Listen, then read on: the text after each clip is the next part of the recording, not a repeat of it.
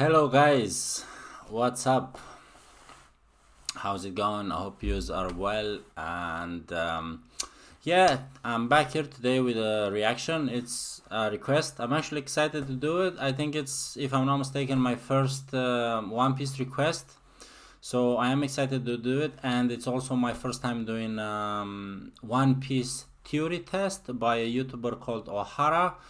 I know Ohara, but like I've seen him on YouTube. I try not to spoil myself with any kind of content about One Piece, especially because I don't know. I think it just ruins the fun for me. I'm not saying watching theory videos are wrong, but I just for some reason stay away from them. I think it takes away a bit of the enjoyment of the series. Trying to anticipate everything. But I do love a good theory. I do like conspiracy theories and all that kind of stuff. So I'm actually excited to do this. This video was requested by Mero Winger 100. I hope I'm saying that right. Could be with a German accent, Mero Winger, but I think that's it. Mero Winger 100. Thanks for recommending that. I really appreciate it. I seen it's like 20 minutes long, so that was actually longer than I expected.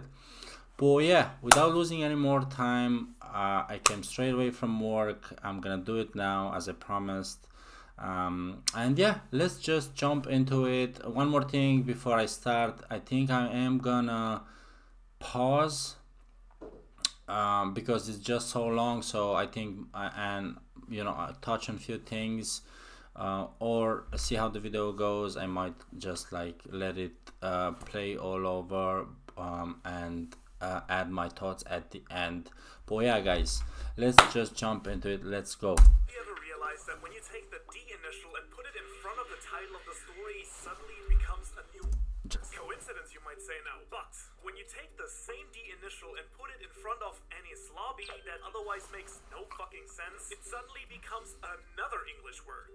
Denies. Yeah, I know. Blew my mind as well. So now that I know that you're gonna watch this video till the end, let me tell you the crazy story of how the Japanese One Piece community convinced me that the ancient kingdom was part of Jaya, that it's now at the bottom of the sea under Enies Lobby, and that Skypiea and Dressrosa tell us what happened during the Void Century. At the end of all this, I promise you, you will laugh as maniacally as I did when I found out just how in your face this all might have been all along. Okay, here we go. I'm so excited to share this. Okay, few interesting points right off the bat. Jitsuzai Suru, the goat. The fucking goat, man. Chapter 253, we learned that Upper Yard and Skypiea actually used to be part of the island Jaya down on sea level.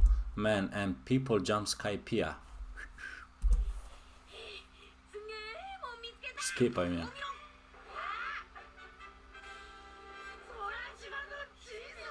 I remember that, yeah. Together, they form one giant skull-shaped island with modern Jaya being the teeth and the legendary golden city of Shandora as the right eye. Oh, alright. There is a giant, perfectly round, gaping hole where the other eye should have been. Why is no one mentioning this? There is an ancient city in the one eye, and the second eye looks like someone ripped out the one piece of the island that made the second eye of the skull. Wait, one piece? Are you telling me? Yes, this video is also about the true nature of the One Piece and why Skypiea was actually not the least important, but the most important arc in the story. And we all didn't see it. I first stumbled across the centerpiece for this theory when doing research for my Anno video. I came across this new Japanese One Piece YouTuber called Yuderon who absolutely rocks the Daft Punk mask and who has this crazy video about the true essence of the One Piece. Since I luckily speak Man, there's so many people talking about One Piece in it. It blew my mind so damn hard that I think I just sat there for like 5 minutes straight staring at my PC. Now, for whatever reason, this theory does just not exist in the English-speaking community. So I asked him on Twitter if he would be willing to let me share his thoughts, and got completely ghosted. At least he followed me back though. Thanks. I like his edits, really crisp. Spirit, I decided to share with the people what belongs with the people. Okay, so the first thing that absolutely caught me by surprise is how much more Oda seems to play with words, numbers, and letters than we English speaking fancy to realize. Best example that is actually also relevant for this video is One Piece itself. In Japanese, One Piece is written in the katakana alphabet as One Piece, but this is only on top of an actual Japanese phrase, Hitotsunagi Daihyo. This is usually read as Hitotsunagi, the great treasure of the One Piece, as in I know a bit of Japanese myself. of a whole, Hito as in one. However, this could also be read as Hitotsunagi, Hito as in humans, making it the treasure that connects the Hitonomy, which of course One Piece is all about. So as I was saying, the core idea of this theory is that Jaya did not only lose a chunk of its land once when Upper Yard was catapulted into the sky by the knock-up stream 400 years ago, but also 800 years ago when the city located in the left eye was ripped out in the war with the world government. Which, when we look at the map, would theoretically work, right? One city has the right eye and one city has the left eye, making the island one ancient kingdom. So what's my proof for all this, you ask? Oh, there is a lot. First of all, the name of the series, One Piece, and there is exactly one piece missing in this map. If Laugh-Tale itself was the one piece missing from the former ancient kingdom, that would fit, right? No pun intended. Interesting. And there is also a ton of small hints regarding the island's left eye being hidden or destroyed throughout Skypiea. For instance, in the cover of Volume 27, Luffy has his left eye closed. And I noticed that the same is sort of true for Robin in Volume 24 as well. We also have Pedro's missing left eye, Shank's scar, Luffy's scar, Zoro's scar, and the Jolly Roger of Doflamingo, a former celestial dragon, where the skull's left eye is just literally stroked out. Oda. The volumes surrounding the Skypiea arc are actually some of the most critical in the entire story. Ichiro, man. Tons of important characters get introduced here. We meet Blackbeard and learn about the importance of dreams. We meet Bellamy and Doflamingo, who are also extremely relevant to this theory. And we see the meetings of Shanks and Whitebeard, as well as Ace and Buggy, all of which are super closely related to Roger, who, by the way, decided to leave a little message on the poneglyph in Shandora out of all places he could have done so. I just want to say one thing, guys. Do you guys think, like, when Oda, because I'm pretty sure, I mean, Ohara is a famous YouTuber, like, he's gonna find out about these theories, you know, and I'm pretty sure he is out there, like, you know. Have you ever thought, like, he's gonna see this video and then he's gonna be like, alright, that motherfucker has caught onto it, I'm gonna change the thing. Have you ever thought about that? I don't know. This is well structured, I'm gonna say that, and he's bringing out a lot of good points for starters, and yeah, makes sense. But I wanna go deeper in it and see what it goes. Let's go. But the person most connected to Roger in a way that we meet in this arc is none other than Mont Blanc Nolans. He's a direct parallel to Roger, and that connection is one big hint that Jaya was the ancient kingdom, and that Laugh-Tale is its missing part.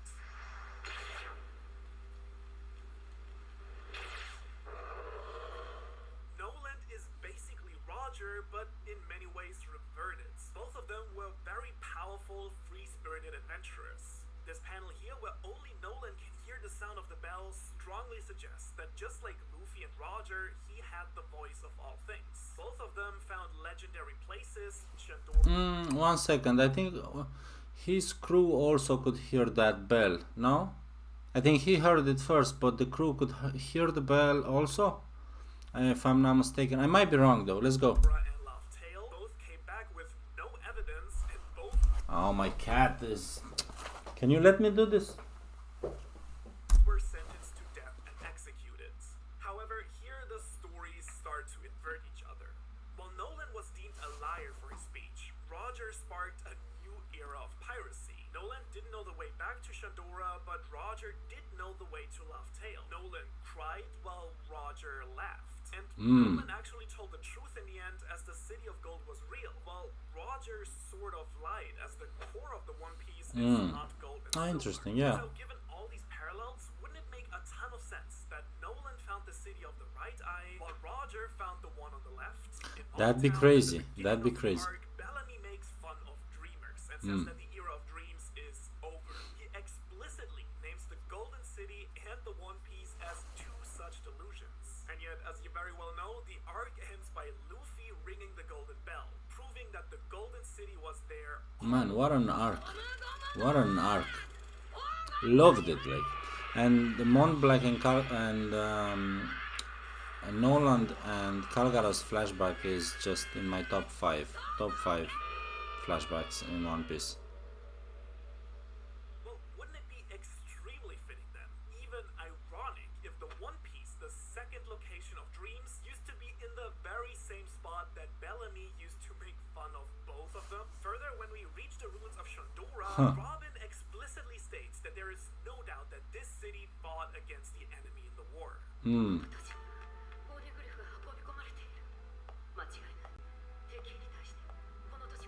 Yes, I remember that. If Shandora was part of the Ancient Kingdom, that would only be logical then, wouldn't it? Not only as an ally, but as a part of the whole. Also, we can't ignore the fact that I'm gonna pause it for a second. I do agree with that, because these are my thoughts, but like not as he's like overlaying, but I actually thought that Shandora, as Wano now, who's, if you're caught up to date, I think there were allies of this ancient kingdom that have fought against this current world government. I do actually think that, like Shandora, for example, they got defeated, and Wano, let's say, being a secluded island, then they closed their borders.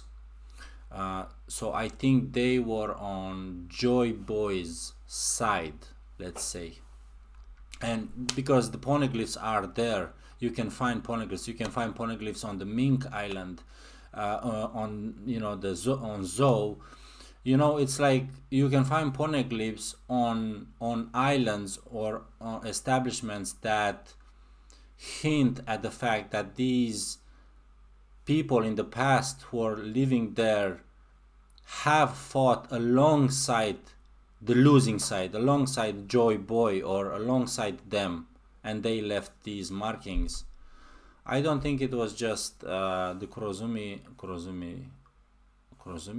Yeah, no, that's Orochi's clan. I don't know. I can't think.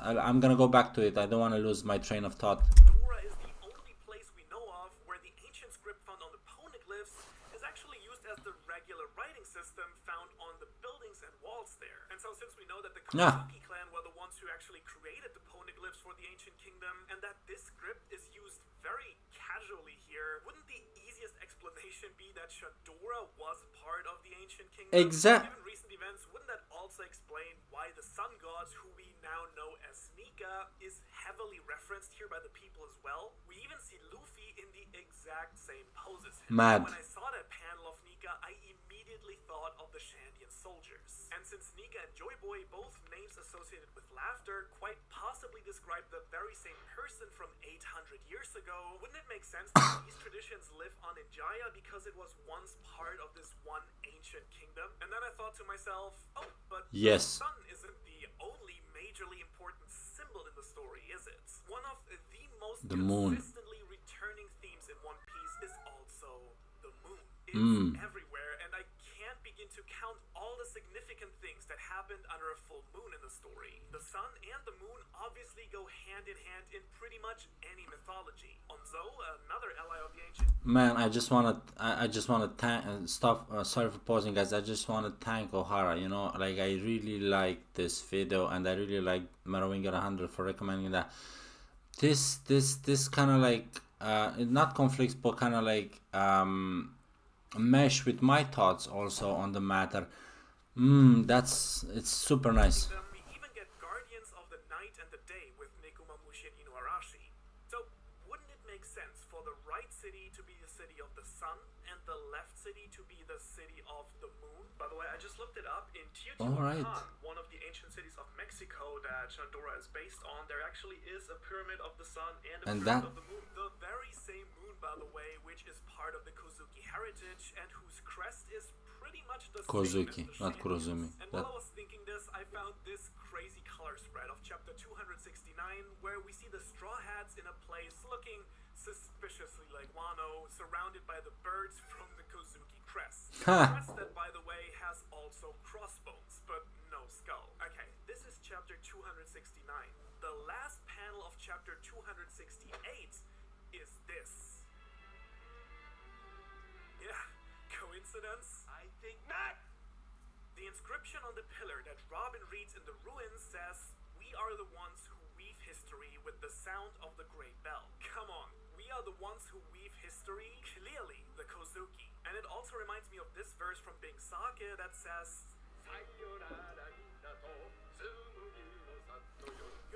Man, I think a lot of things just I just wonder, like, guys, I'm Romanian myself, and I'm pretty confident in my English. I can understand a lot of things, but imagine how many things we lose. I mean, like, I think Oda, he has a lot of Easter eggs and hints, and he has all these things that he does with colors, names, and symbols. And I think for the average watcher, they just get lost in translation, if you want to say it like that. I think I like to think that I am super engaged and I follow the plot, but apparently there's so many things that we don't know about. Like, I don't like, I read the manga, I'm up to date with the manga, but I don't, I'm not that, like, I don't analyze every page to that extent. It's kind of like refreshing to see that someone so passionate about it, and it's actually nice to see that things that I thought about, someone else thought about. If that makes sense. by harbor of the spinning village. I'm gonna. On top of that, I then remembered that the Shandians came down from the moon to Jaya with very advanced technology, making them the perfect candidates to be part of an ancient, powerful kingdom. Yes. Next up is a concept that I learned from Yuderon that changed my perspective on Oda's writing. According to him, Oda Too much information, guys. playing with the numbers of the chapters to either describe what is going to happen in this chapter or even hide a deeper message. I'm gonna abstain myself from pausing. Way too specific date that Oda gives us in the story is the 12th of May, 1122, the day that Noland discovers Jaya. Oda usually never gives us specific dates for anything, so why now? Generally, dates in Japanese are written as year, month, day. So 1122, 512. Again, these kind of things, encrypted messages. And the pronunciation from both Japanese and English. Stop! gets this. Hitotsu kokoniru. Hitotsu kokoniru. The one is here. Yes. Enough, the volume title of 31 I got goosebumps. is also kokoniru. I am right here. So is this the One Piece literally telling us that it's right here? The next day we get is the 16th of November, 1120. I just remember what I wanted to say. You know what? Guys, you remember when, I think Rayleigh, or I don't know who said that, but he said when Roger went to Raftel, he had to start it all over again. And that could go in both ways. In the anime or manga, it's kind of like hinting that, oh, he had to go again, find the Rio poneglyphs and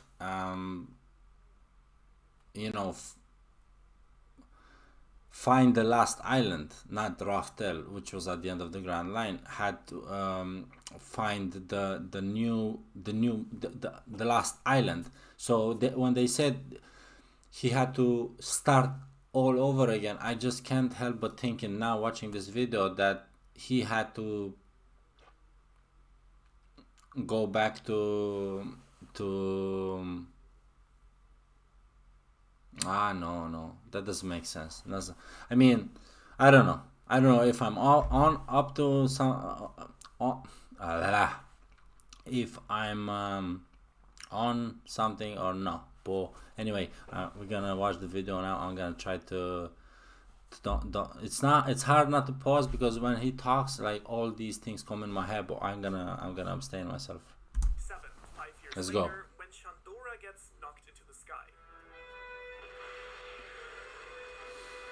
Same game. This time we get Hitotsunagi in Torodoroku. Do you remember? Hitotsunagi is the One Piece, and In is the sound of a bell. Thus, this stage reads, the One Piece roars with the sound of a bell. The bell coincidentally being part of the unfulfilled promise to Noland to ring the bell that was then inherited over generations until Luffy was finally the one to fulfill it. Another promise that was unfulfilled and inherited to future generations was that of Joy Boy, not 400 but 800 years ago.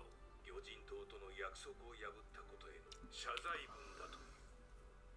So, when you subtract another 400 years back to the Void Century from Noland's two dates, 400 years ago, 1122 and 1127 minus 400, you get the years 722 and 727. The first possibly marking the promise by Joy Boy to the Mermaid Princess, and the second might be the year of destruction of the Ancient Kingdom. I know we're really deep into this right now, but stay with me because what comes next absolutely blew my mind. When you take these two numbers, 722 and 727, and look at the corresponding chapters, you don't get some random stuff happening. No, 722 is the reveal that Doflamingo is a celestial dragon. In this chapter, he tells Law about how the 20 kings created the world government. 19 of the 20 families deciding to picks move to up this Rijoa, stuff, while the man. Fatari family was Crazy. the only one who did not go. The descendants of these kings, the world nobles, still live there today. And so this meant that 19 of these countries had to elect new royalties and new kings. And so new royal families were established. All As right. a result, the new ruling family in Dressrosa were the Riku family, while the family that left for Marijoa were the Don Quixote family. Ancient history. Okay, so anything else that might be interesting happening in this chapter? Oh, yeah, we have a literal golden bell ringing in close-up. And then there is Jola. Do you remember Jola and her great artwork? I remember her. Me neither. But look at this abstract masterpiece of hers here. A giant gate with two eyes. The right one, bright like the sun, is open. The left one, dark like the night, is crying. I think I don't have to spell this one out for you, right? This might well represent the ancient kingdom being destroyed and ripped out of Jaya. Brook is playing music That's a on top of bit it, and ambiguous. we all know how important music is in the One Piece endgame as well. And after defeating Jola, he even says this. すみません。私やっぱり芸術わかりません。目が節穴ですから。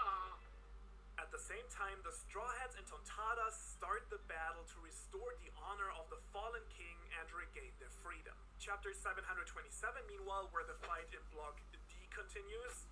Okay, this might actually just be coincidence. We hear the story of Doflamingo taking over the country by staging King Riku and his men going against their own people.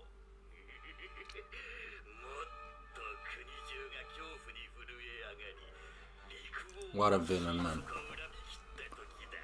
The wordplay we get for this chapter number is Chini Ochiru, falling to the ground.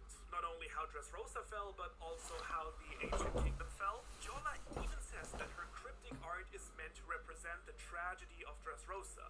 So also the tragedy of the ancient kingdom. Now, you might rightly say, Ohara, if Dressrosa is the representation of the fall of the ancient kingdom, what connection is there between Shandora and Dressrosa?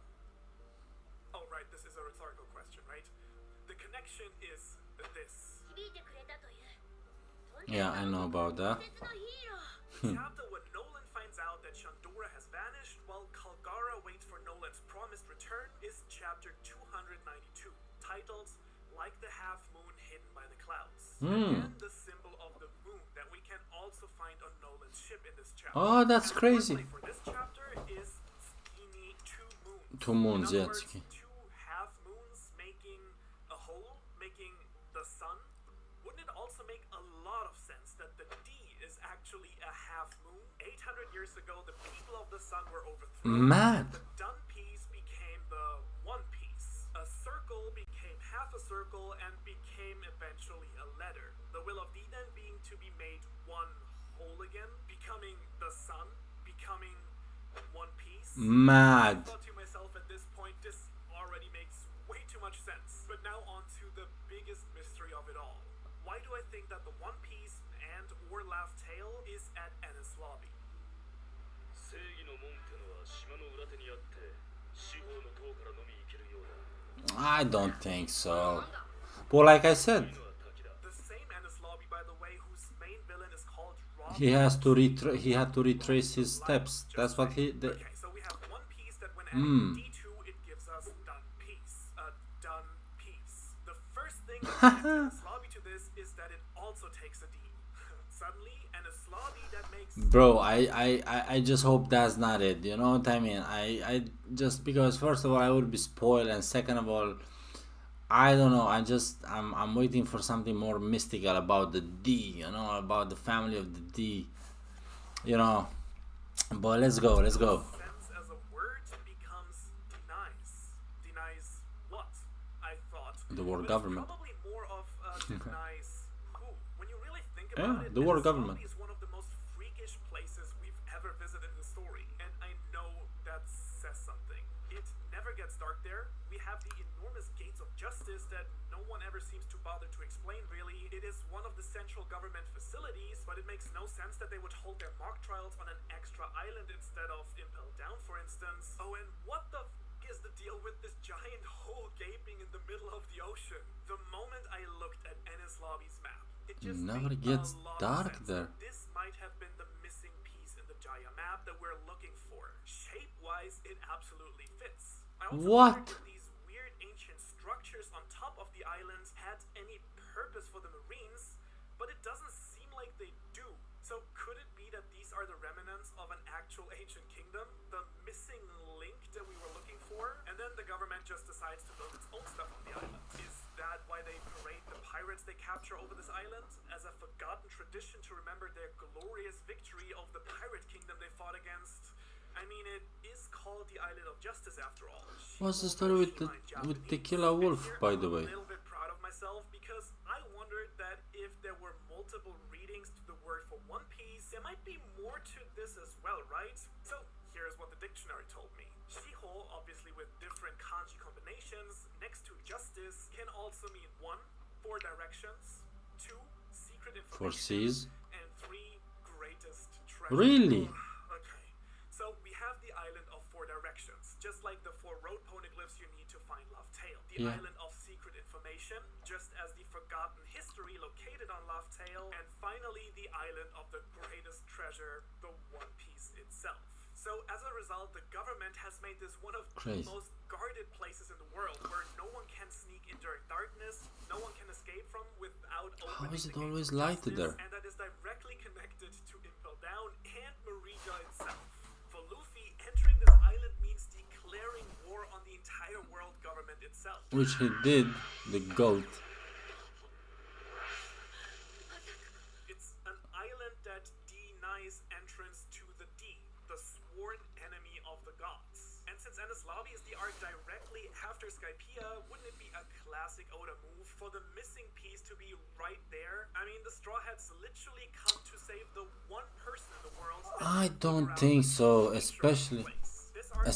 I'm gonna pause again, guys. Especially after I seen the what you call it, you know, when Roger was, they had that little small flashback when he was at the island and they were at the shore, and I don't know, it just from the layout it looked different. It looked like remote island. It didn't look like One Piece. I know it was, we didn't get too much info, but anyway, I'm a bit skeptical, you know, but I like the idea, you know, he's bringing a lot of good points in this. Is all about Robin and her unique ability to read the ancient script and her search for the truth, and how the world government is covering it all up. Hell, don't forget that this is the arc where we first learned about the ancient kingdom in the first place. Yeah. Okay, but clearly the One Piece can't be in a town full of Marines, right? So where is it?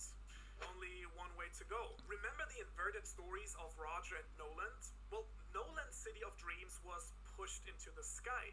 But what if Roger's island got dropped to the bottom of the sea? So, let me think. Is there anything that might suggest that there's something at the bottom of Enislabi? What? So the wordplay from chapter 727, the fall of Dressrosa, was falling to the ground. Did Laugh Tale literally fall to the ground? I believe it did. I believe that Enislabi itself is the missing city from Jaya, and that under the floating island is the island of Laugh Tale and the One Piece. Just like the hidden world under Dressrosa. No wonder then that Roger laughed when he reached Laugh Tale. He had literally been to the Ancient Kingdom before and passed by Laugh Tale many, many times, right in front of everyone's noses. Man. And the ultimate proof I have for this are Roger's very last words at his execution. Words that start One Piece. 探せこの世のすべてをそこに置いてきた Again here, the secret lies in the Japanese version, a true wordplay in true Oda fashion. Roger says, この世のすべてをそこに置いてきた. I left everything in this world, soko. Soko in Japanese meaning There. However, Yeah. it also has a second meaning. Soko also means bottom. In other words, the second meaning of Roger's last words is, I left everything in this world at the bottom. Man, I like that. Have you ever realized that when you take the D in the That's it? That's the whole video? Alright. So that's it. Guys, that was a really nice video. I really enjoyed it. There's a lot of things that I don't agree with, but a lot of things I do agree with. And you know, this guy, or I think he said he got that he got few points from Uderon, I think he said his name. But yeah, Ohara, thanks very much for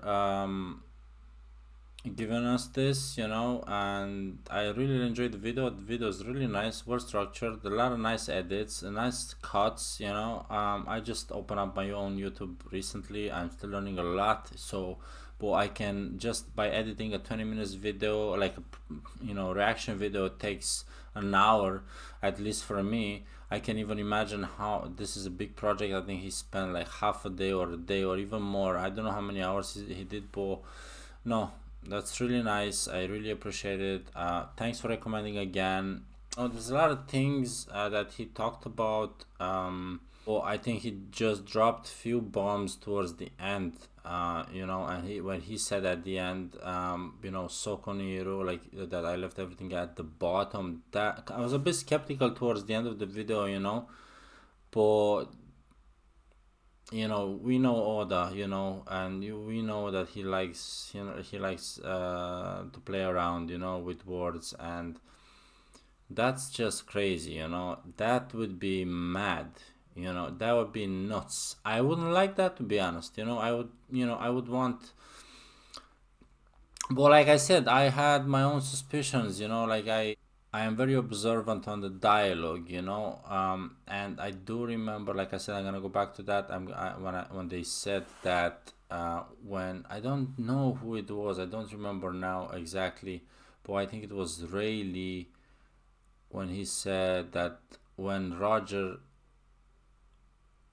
reached the last island and found out that that was not it, he had to retrace his steps. But I don't think it was Rayleigh. It could have been Odin in one of his flashbacks. But anyway, yeah, I really enjoyed the video. I really like that he brought in a lot of good points on it. You know, this has me thinking now, you know, has me thinking. I don't want to think about it, you know what I mean? Like